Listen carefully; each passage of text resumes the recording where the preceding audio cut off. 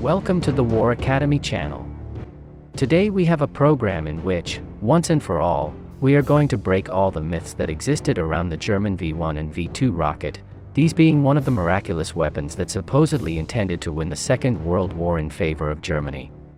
As often happens during a war, there are events that are taken advantage of by both sides, with a different objective, and this is exactly what happened with this weapon. And it is that, as we will see below, both the British and the Germans had a great interest in saying from the first moment that these weapons were causing devastating effects. Unfortunately, that same propaganda is what has reached the general public to this day.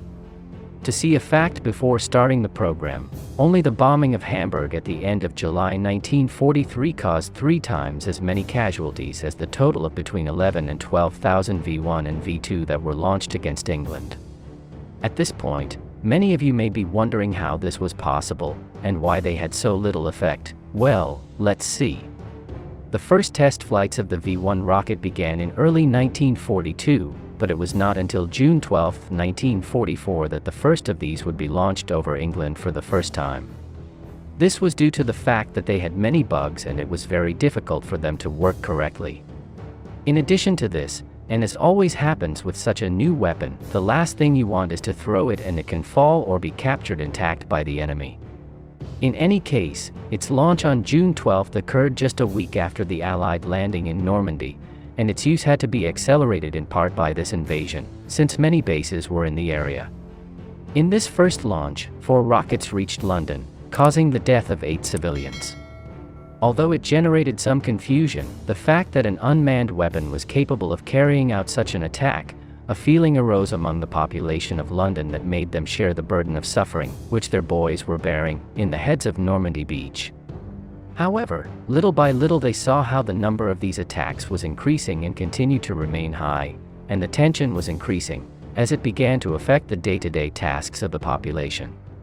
Sirens emitting continuous alarms, sleepless nights, search for anti-aircraft shelters, and occupation of the subway to spend the night were some of the new routines that the population had to adopt, which, in general, seemed to have returned to a year of 1940 and 1941.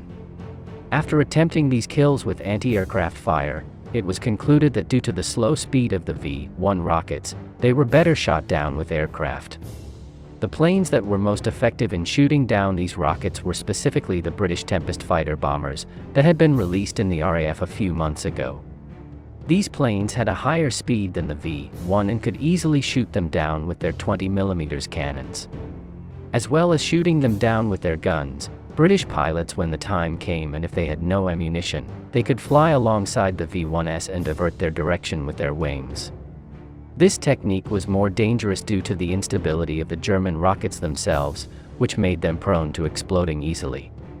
But the problem with the V1 was no longer that they could be shot down by Allied fighters easily, and because of that they had to try to launch at night. Many exploded as soon as they took off, others lost their way before crossing the channel and fell on German positions or on the sea. And of those that were finally able to overcome these initial challenges, the same number still did not hit the desired area. As we saw in the program about the meeting between Hitler and Rommel, one even fell near the meeting place where the Marshal and the German leader had been meeting a few minutes before. It is estimated that in total some 30,000 V1 were built, of which only a third were launched against England.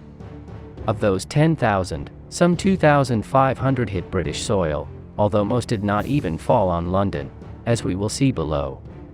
In summary, we can say that when the V1 began to be used in mid-June 1944, it was by no means a fully operational weapon. However, despite their low effectiveness in relation to the number that were launched, these weapons became a very serious issue, and how could it be otherwise? It was considered a very dangerous weapon. One of the best ideas they had to combat it was not the action of any firearm, but rather the use of their double agents and massive disinformation. It all started when, after the first attacks, the British realized that most of these V1s did not hit London, but rather a little further south, about 15 kilometers from the capital. That the rockets hit this area was much better than in London, and the fear that the British had was that the Germans would gradually rectify their trajectory.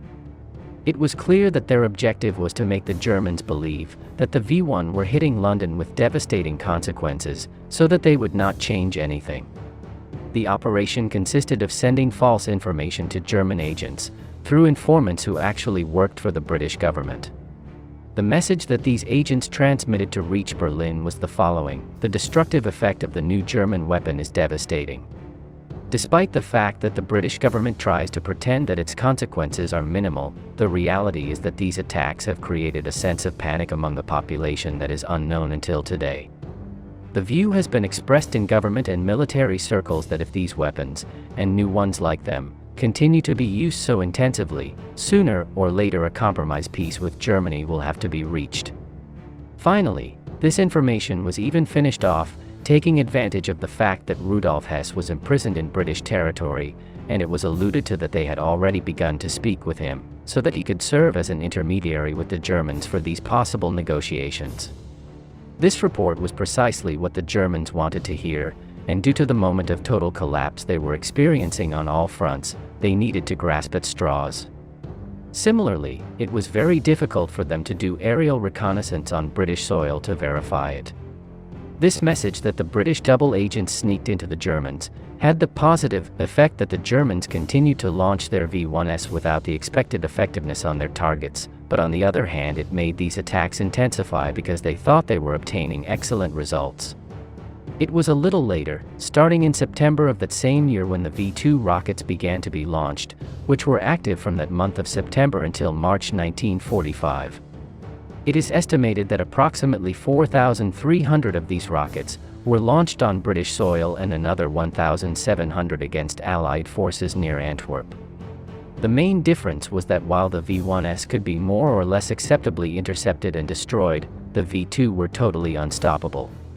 The maximum speed that these rockets reached was up to 5,700 km per hour, and the normal flight speed did not drop below 2,500 km per hour. This is far from the 300 or 400 km per hour at which the V1 flew. As we said at the beginning, the number of total casualties reached between both weapons was approximately 11,000 or 12,000 fatalities, although in this type of weapon the damage sought is psychological.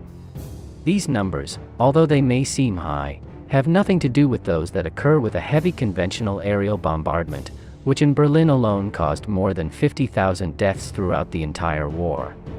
In any case, the legend of these rockets was fed a lot by both sides, in which each one tried to get their particular benefit. As you all know, these first V1 and V2 rockets were nothing more than the beginning of a whole series of rocketry designs that if Germany had had a little more time, it is very possible that they would have seen the light, and if they could have had a significant impact, because we only have to look at the size of the designs that were left in the inkwell compared to those that were released. Well, so far today's program, in which we have tried to demystify this miraculous weapon of the end of the war. I recommend you watch the video we made about the interview between Hitler and Rommel near Normandy, in which they both almost died due to a failed V1 rocket. I will leave the link in the description. We say goodbye here. Many thanks to everyone, especially the sponsors who make this possible. Subscribe and share this program if you liked it, and see you in the next one. See you soon.